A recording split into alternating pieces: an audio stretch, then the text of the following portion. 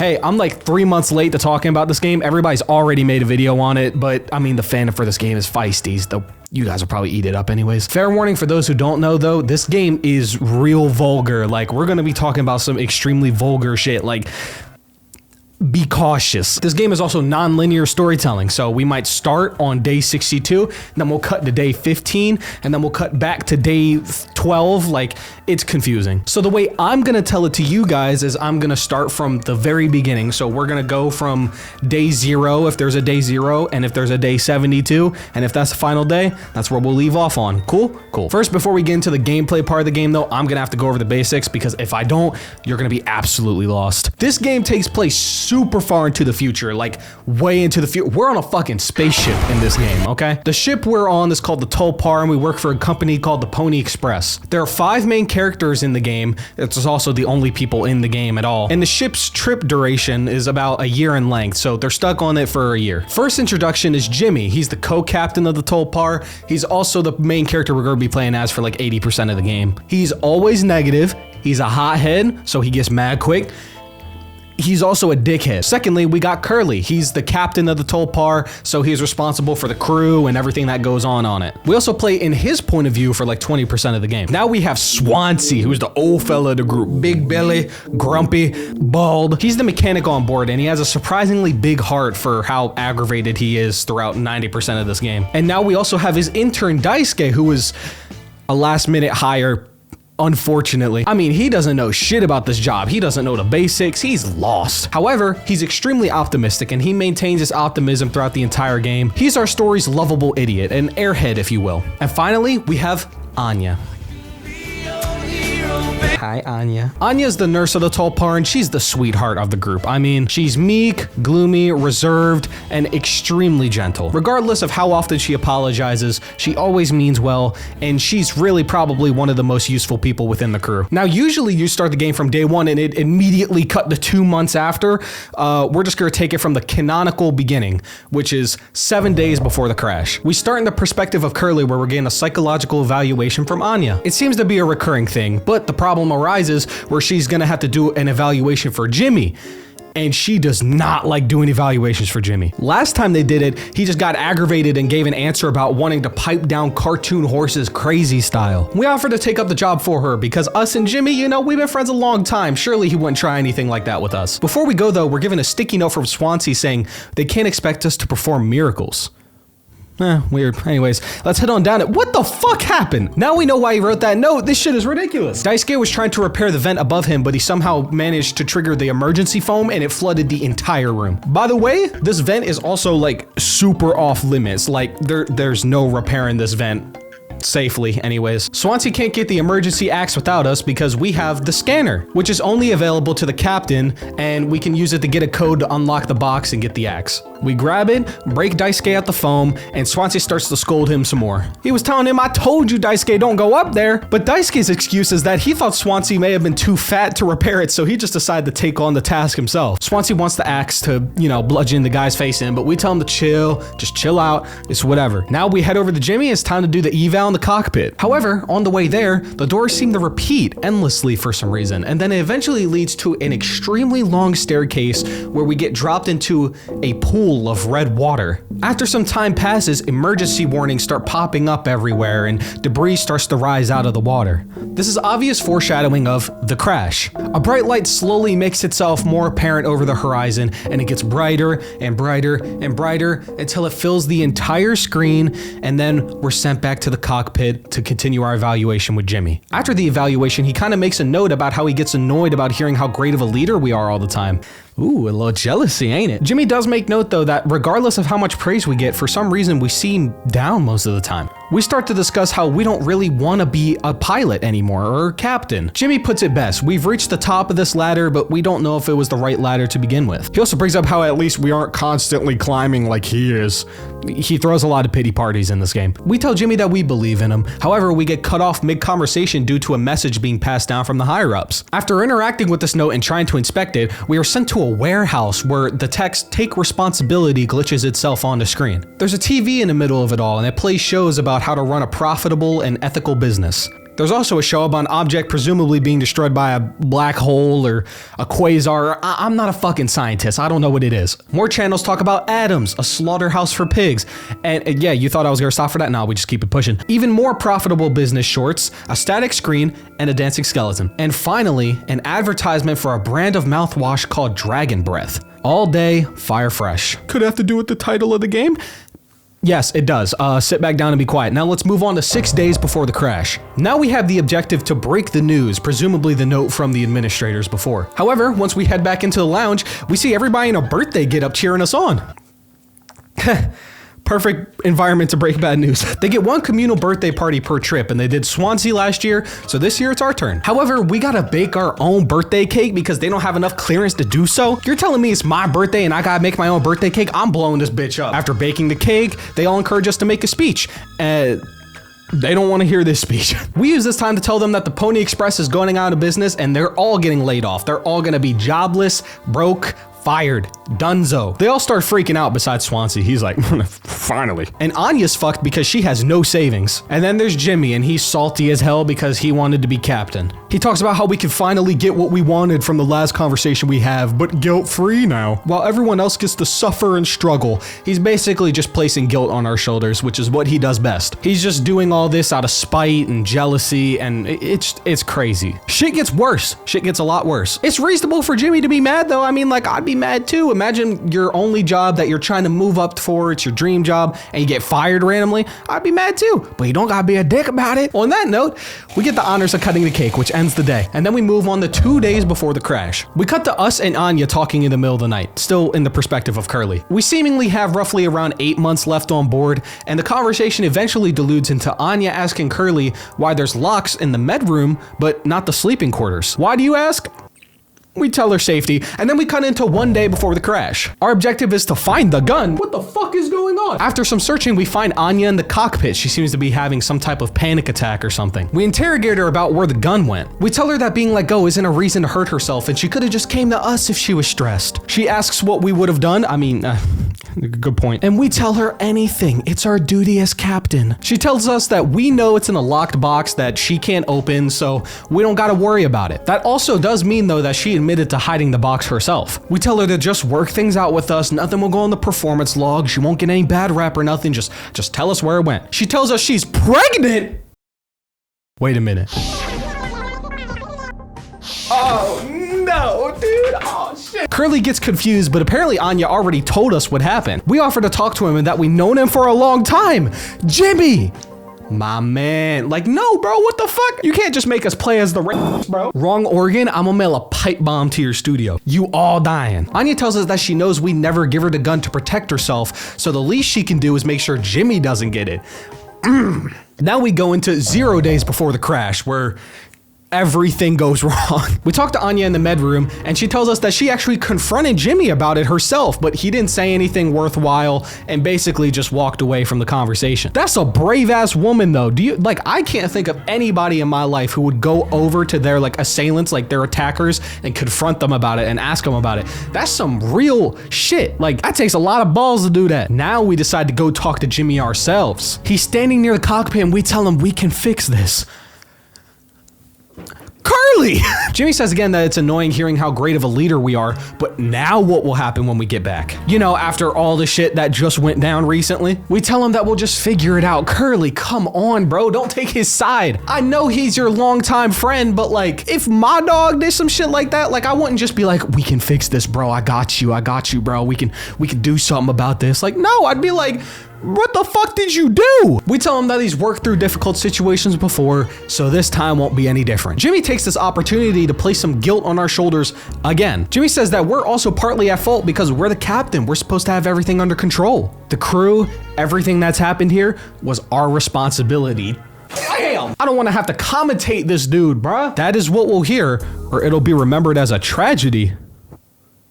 What do you think about doing? Despite what must have been the best efforts of its captain, the crew was never found. No one survived to tell the tale. Ugh! We are ugly! He asks if we get it now, right? And we agree. He places a hand on our shoulder and tells us he'll take care of it. What does that mean? So not only did Jimmy non-consensually, you know, impregnate Anya, Curly's also trying to empathize with him. Like, no matter how long you've been friends with a person for, you can't just sit there and be a bystander about that type of shit. You gotta confront him about it. You gotta be like, bro, kill yourself. Anyways, we cut to Jimmy's point of view and it tells us an orbital body is inbound and that we need to steer clear of it. So what do?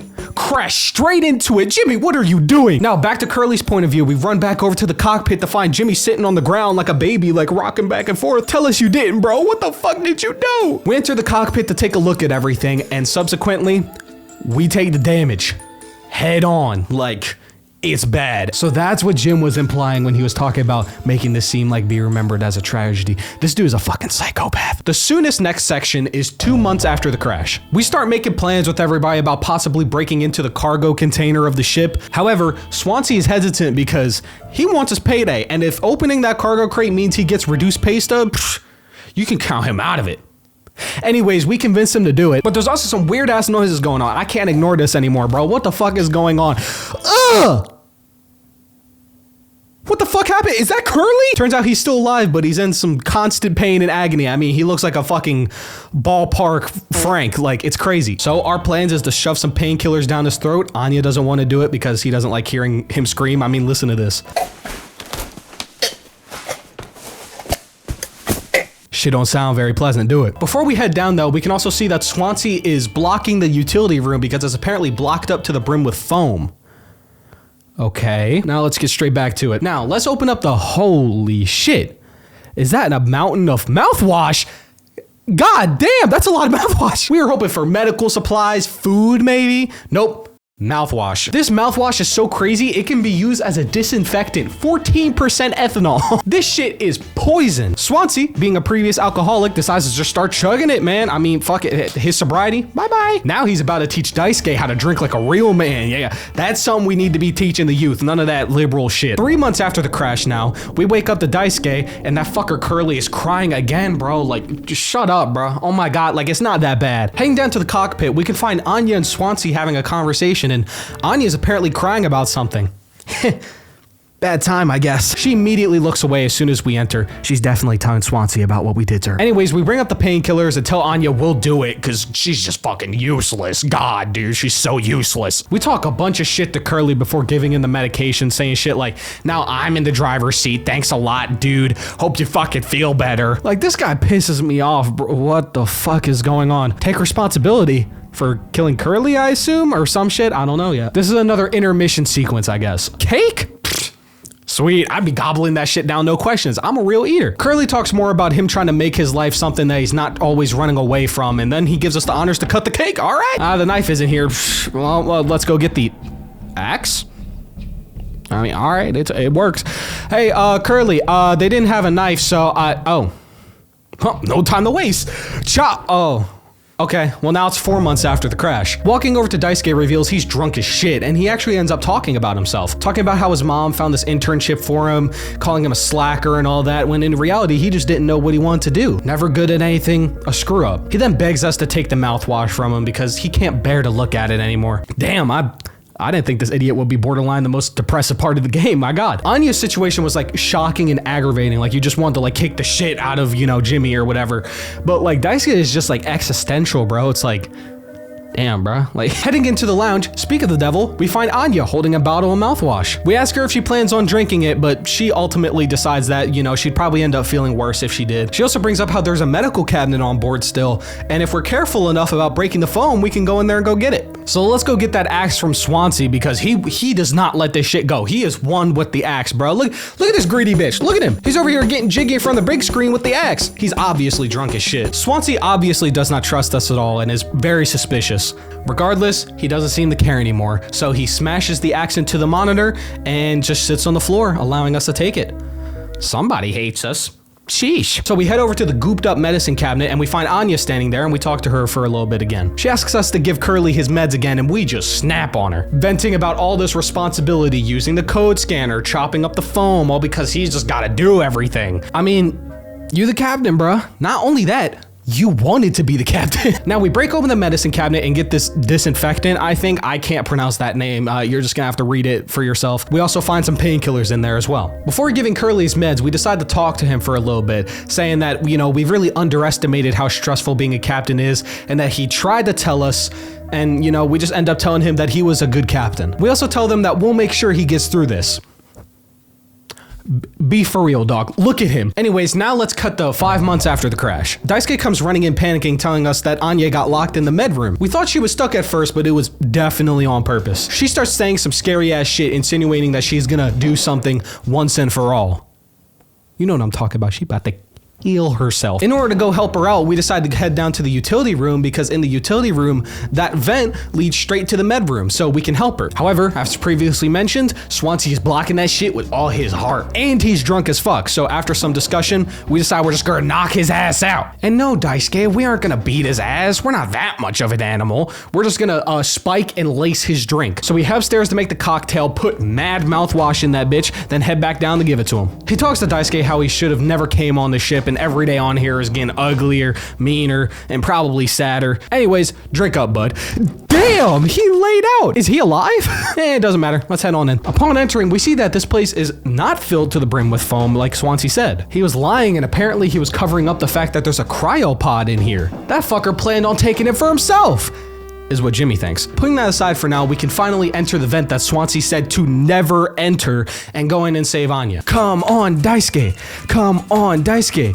Come on, oh shit, you good, bro? 8 hours till judgment? Bro, what the fuck happened? We keep trying to tell ourselves that we can fix this, but Swansea tells us the reality of things. How the fuck we fixing this one, bro? Anyways, we go on ahead to go get some disinfectant to hopefully prolong his life, because he obviously doesn't got much left in him. I think it's down here in the cockpit. What the fuck is going on? This shit do not lead to the cockpit. Now we in this fucking weird ass section where we gotta traverse to the other side by making as little noise as possible. This shit do not lead to the cockpit, bro. Now we fell all the way down this fucking weird ass.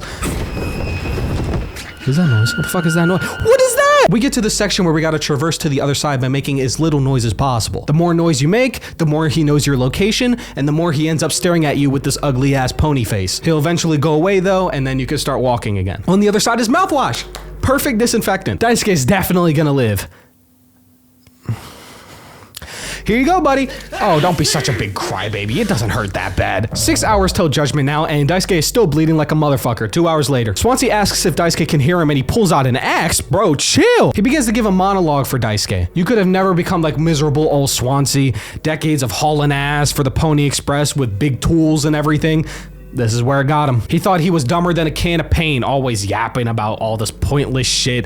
A useless ray of sunshine, just a damn good kid trying his best. He says he could have taught an old fool like him a lot. He readies his axe, and he takes a swing. God damn it, bro. The only good character left is dead, bro.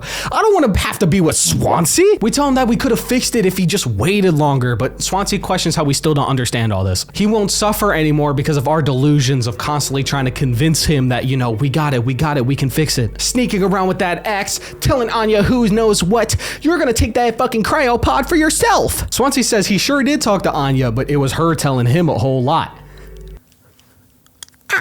He knows about our oopsie. He says, shouldn't a captain go down with this ship? He has no place to be, and he's got everything he could want in the world right here on this ship. He tells us to go ahead and go get in that cryopod, and we can tell the world whatever we want if we make it. Now it's time to go get the gun, boy. Let's go down to the med room. Anya, no. I mean, like, I knew it already happened, but like, it's just sad to see it, bro. Anyways, the gun case is in the drawer.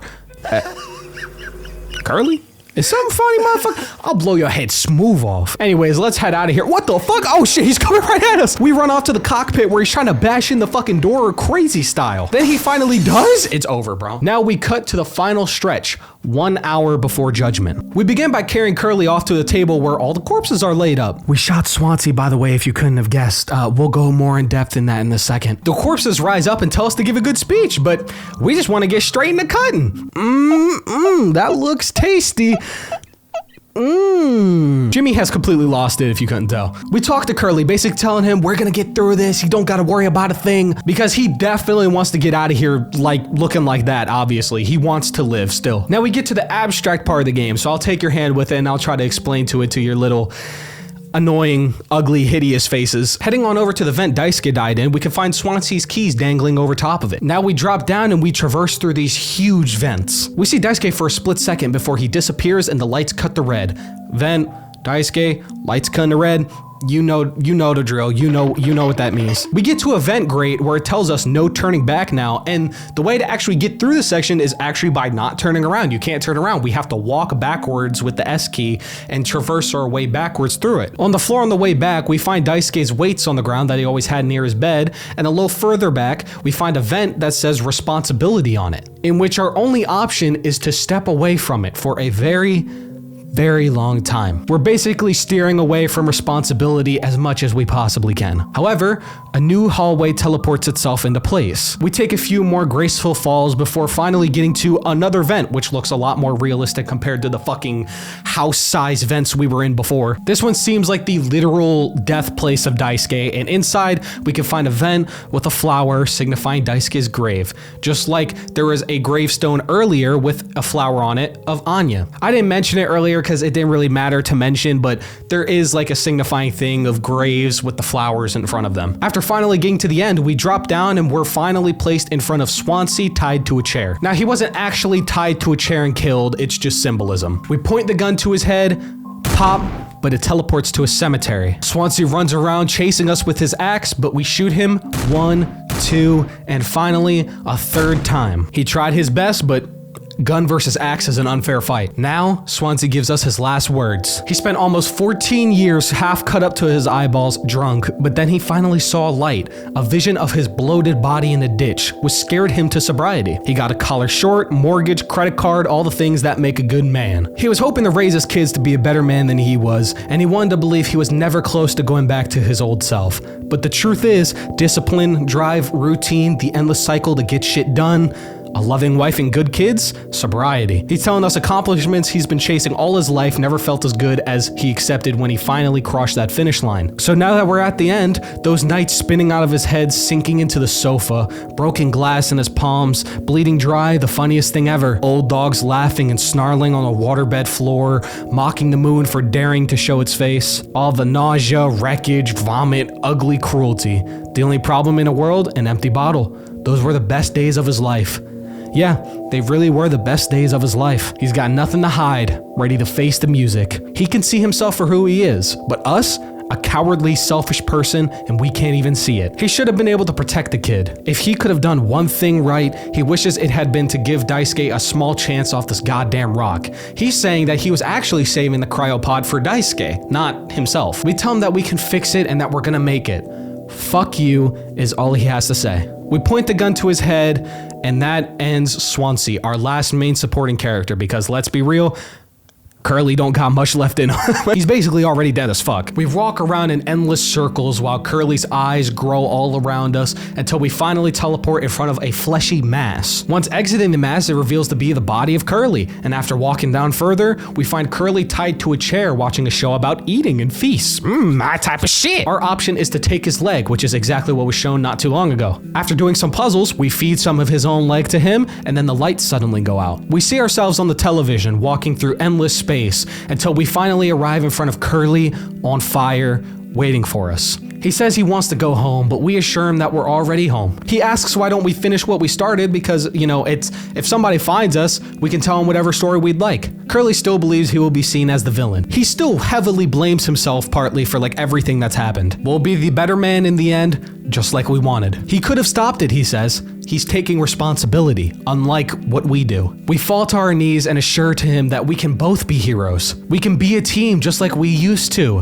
What happened was an accident. We were trapped. We made a mistake and we're sorry. We're so sorry. Afterwards, we cut back to the vents and we are teleported in front of this suspicious looking mass. Looks like a little something inappropriate, you know what I mean? A little roast beef sandwich, salami sandwich. And that's okay that you think that because we actually start using an ultrasound monitor on the mass. This is basically forcing us to face our actions against Anya. We look for baby ponies within the mass, and after finding our third one, it screams and eventually lets out a mass centipede of children. Real weird shit. It chases us through vents, and once caught, we're teleported into a hallway with IDs of us, Daisuke, and Swansea. Anya's ID isn't here because, Jimmy didn't see her as important. And Curly's isn't here because, we still believe it's not over for Curly yet. He still has a chance. We walk upstairs as mouthwash falls onto our heads, and then we eventually make our way to a mountain of it where Polly is. Polly is the mascot of the Pony Express. I don't think I've mentioned that yet. He greets us and pities us sarcastically, caged and misunderstood. We get aggravated with Polly and tell him that us and Curly tried our best,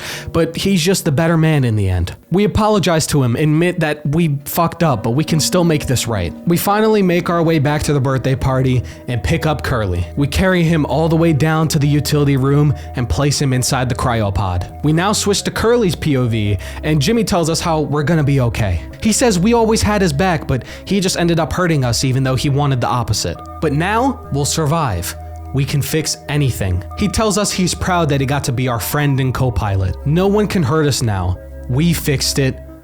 He fixed it. He walks away, fully intent with his next step, and shoots himself. Then the cryopod begins its process, and we accept everything. We are the only one to survive. Curly is the only one to survive.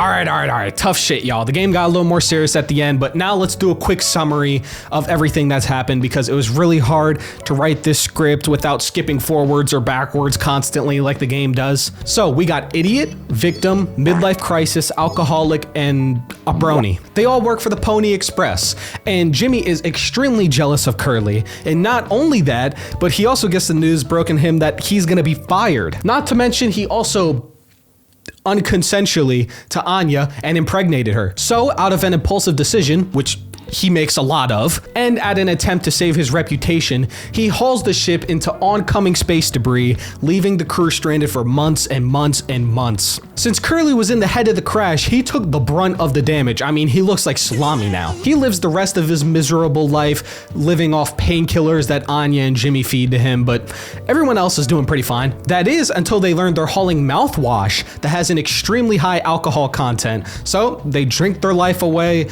and their brains just melt over time, especially Jimmy's. Anya doesn't drink, but she's got a lot of other shit on her plate that's ruining her mental state. As time goes on, Anya's pregnancy really takes a toll on her, and no matter how much she tries to tell other people about what happened, it doesn't help. Thus, she comes to the conclusion to end her own life to not deal with the unfortunate situation any longer. I mean, it's not like they were gonna live much longer anyways. She locks herself in the med bay to do so, and Jimmy and Daisuke, in an attempt to save her, head down to the utility room and try to go through the vents. However, Swansea doesn't let anybody in the utility room because he doesn't want anybody to find out about the cryopod because he wants to save it for Daisuke. Because, imagine he ends up telling Jimmy that he's saving a cryopod for Daisuke. Jimmy would cause a ruckus. I mean, it's what he's best at. However, once Jimmy tricks Swansea into drinking a spiked drink, he heads inside and then he figures out about the cryopods for himself. This then leads him to believe that Swansea was hiding the cryopods for himself. Putting that aside for now, Daisuke tries to head through the vents to go save Anya, but injures himself to a point of no return.